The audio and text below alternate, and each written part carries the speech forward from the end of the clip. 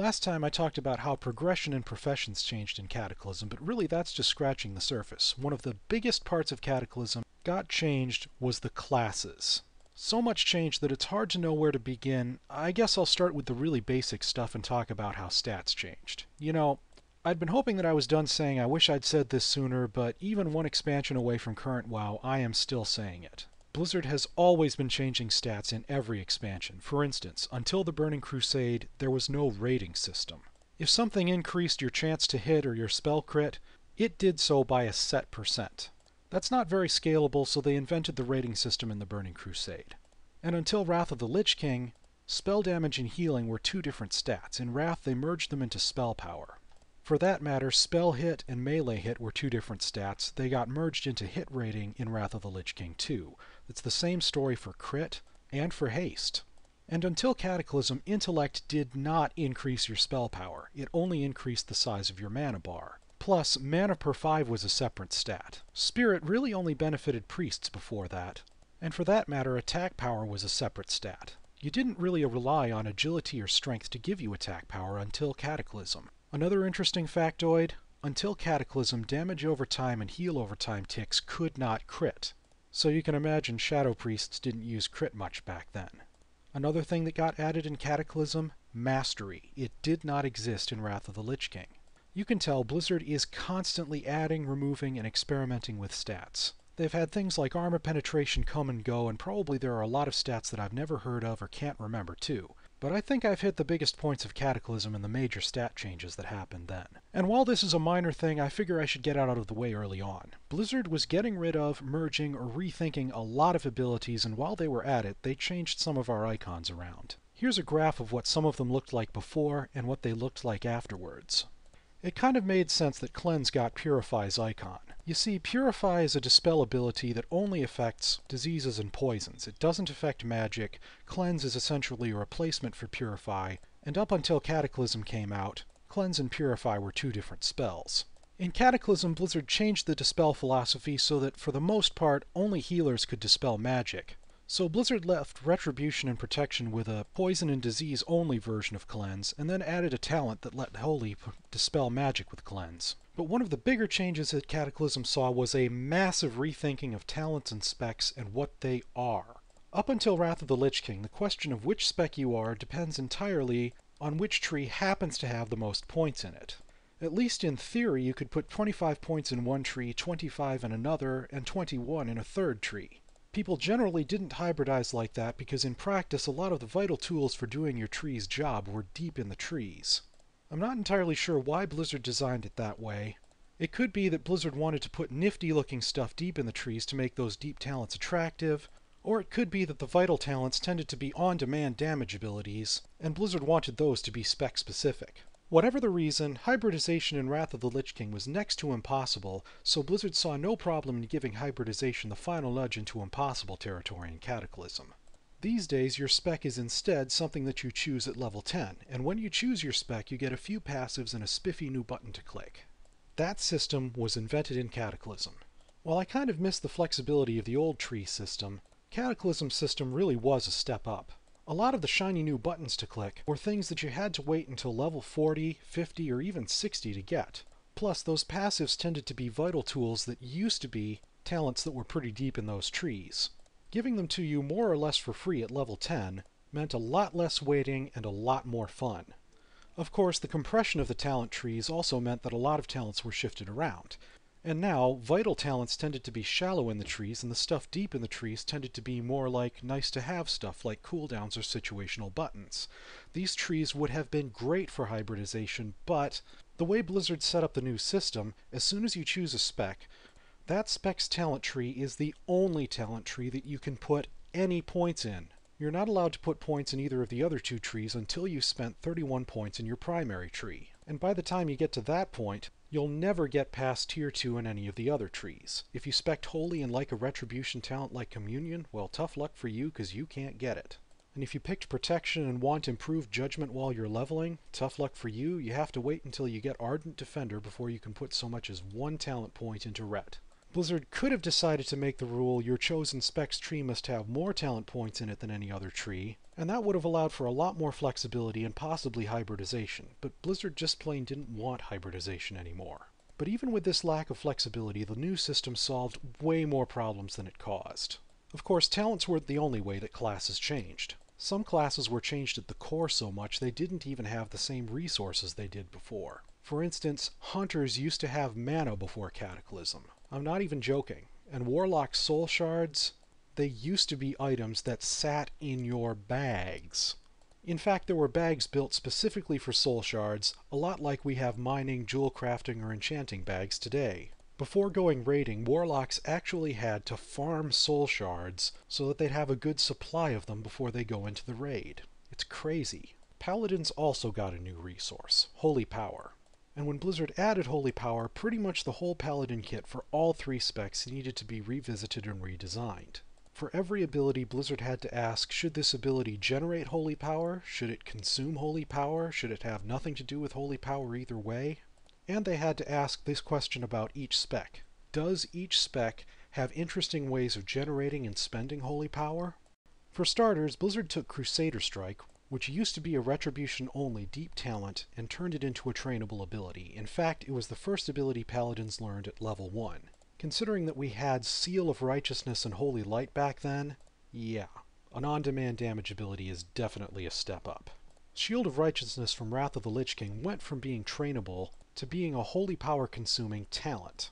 And when you used the new Shield of the Righteous ability, it triggered your Holy Shield passive. I know what you're thinking. You're thinking, Holy Shield, that's the new level 100 talent from Warlords of Draenor. Actually, before Cataclysm, Holy Shield was a 10-second cooldown that increased your block chance and damaged enemies when you blocked their attacks. It got merged into Shield of the Righteous, and that helped to make Holy Power a part of your damage mitigation kit for prod. Blizzard had some trouble figuring out how Divine Storm was supposed to fit into all of this. At first it was going to be an AoE finisher, then Blizzard changed it so that it shared a cooldown with Crusader Strike, but neither generated nor consumed Holy Power. Then they made it generate Holy Power if it hit 4 enemies or more.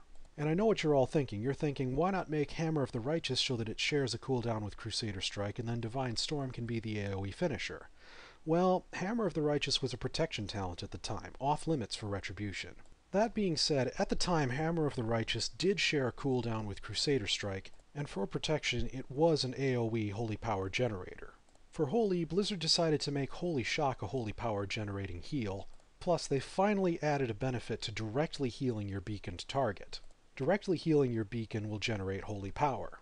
Healing someone else will simply copy the healing to the beacon. Even with all these changes, not every spec has an interesting way to spend Holy Power, so Blizzard added some abilities that served as finishers. They added Templar's Verdict as a strike for Ret. They also added Inquisition, which all 3 specs got at the time. In fact, Inquisition was essentially Protection's version of an AoE finisher, since Protection's AoE abilities dealt holy damage. They also added Word of Glory so that all 3 specs had a heal that they could spend Holy Power on. On the subject of healing, Holy is probably the spec that changed the most in Cataclysm. Fact is, Blizzard was changing the healing philosophy across the board, and they were changing it in a lot more ways than one. In Wrath of the Lich King, one heal, even before it critically hits, could bring someone who is almost dead back up to full health. Health pools were pretty small compared to heals, so the only way a boss designer could make a boss difficult is to make that boss hit like a truck. So if your healer screws up even once, you wipe. So gameplay for healers was basically mindlessly mash mend. Yeah, that doesn't quite sound like a fun philosophy. Blizzard addressed this by increasing players' health pools across the board. Healers had to work harder, but there was more room for error. Also, this health pool increase made it so that burst damage was a tool in PvP, not the only way to play. I usually don't talk about PvP, but I figure it's worth stating here. Another healing philosophy change: Blizzard wanted mana to be a resource that healers had to actively manage and keep an eye on. So they homogenized heals so that every healer had a slow efficient heal, a big but not so efficient heal, and then a fast but painfully inefficient heal. Of course there were other parts of healers' kits, but all the healing specs got those 3 heals. Up until Cataclysm, Paladins pretty much had 2 main heals. Holy Light was a slow, big but not so efficient heal, and Flash of Light was a fast, very efficient heal. In Cataclysm, Blizzard changed Holy Light into the slow, efficient heal, Flash of Light into the fast, inefficient heal, and added Divine Light as the big heal. So Holy Paladins finally got a new healing spell, but this isn't even the only healing philosophy change that Cataclysm brought. In Wrath, each healing spec had a very specific role, and Holy's role was healing the main tank. We were optimized for single target healing, and in fact, Blizzard's raid designers tuned the amount of damage that bosses dealt around how much healing Holy Paladins could dish out. Holy Paladins were that niche. Of course, that also meant that you're suboptimal if your group doesn't have a Holy Paladin, and Blizzard wanted players to be able to take the player along, not the spec. So Blizzard also set out to homogenize healing so that any healer could raid heal and any healer could tank heal. That meant that Blizzard finally had to give Holy Paladins an actual group heal, and that's where Holy Radiance came from. Its original version was actually pretty different from what we have in Mists, but it was in late Cataclysm that it turned into what we have now. Also, we got another group heal that was Light of Dawn. Again, the version of Light of Dawn at Cataclysm's launch was a far cry from what we have now. Originally, it was a spell that healed in a cone, it had a 30-yard range and a 30-second cooldown. Then Blizzard noticed that we don't really have any choices about what to spend Holy Power on, so they changed Light of Dawn so that it consumed Holy Power and had no cooldown. This meant that in Cataclysm, Holy Paladins got 4 new heals. It's as if Blizzard is making up for lost time here. Sacred Shield used to be a part of the Holy Paladins kit, but it was taken away in Cataclysm, but since we got so much other stuff, we did not complain. Sacred Shield actually made a comeback for Retribution. Blizzard added an interrupt, and originally that interrupt was in the middle of Retribution's tree, but then when it turned out that tanks needed an interrupt as well as melee classes, Blizzard dropped Rebuke down to a trainable ability, and in its place they put Sacred Shield. It was a passive that made Retribution a little bit more resilient. Another thing that made it awesome to be holy, Blizzard changed Exorcism again. In Wrath of the Lich King it became a damage button for Ret. It was retooled multiple times, but it never lost its cooldown until Cataclysm. When Cataclysm was coming out, I was just starting to think how other healers each had an on-demand ranged damage spell with no cooldown, and it wasn't really fair that Holy Paladins didn't have one. When Exorcism lost its cooldown, Holy Paladins got one. For that matter, Holy Wrath changed too, and this was the final nail in the coffin for Paladin's anti-undead flavor.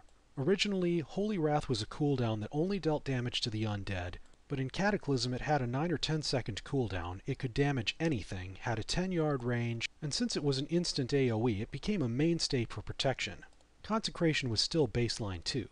It had been since the Burning Crusade, so even Holy Paladins had something to fight back with if they were mobbed while soloing. As for Blessings and Auras, Sanctuary was removed and made into a protection passive, Might and Wisdom were merged together, and our Resistance Auras were merged together too.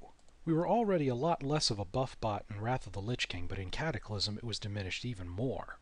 In Cataclysm, the Seal and Justice system also changed dramatically. First of all, Judgment of Light and Judgment of Wisdom restored health or mana based on a percentage of your maximum mana or maximum health. This was okay in Wrath of the Lich King since health pools were small, but when health pools got big in Cataclysm it became overpowered, and having a paladin along to judge would have become mandatory for raids. Blizzard's solution to this was to take judgment debuffs out of the game altogether. Of course, taking Judgment of Justice out of the game meant that player versus player changed, so Blizzard decided to move its effect into Seal of Justice itself. In fact, Seal of Justice's new effect was that it applied a slow to the target on melee hit. That's right, up until now Blizzard had been very reluctant to give paladins an actual slow, but with the new health pools in Cata's environment, they can actually add one. Also, Blizzard decided to do even more merging when it came to seals, and they merged Light and Wisdom together into Seal of Insight.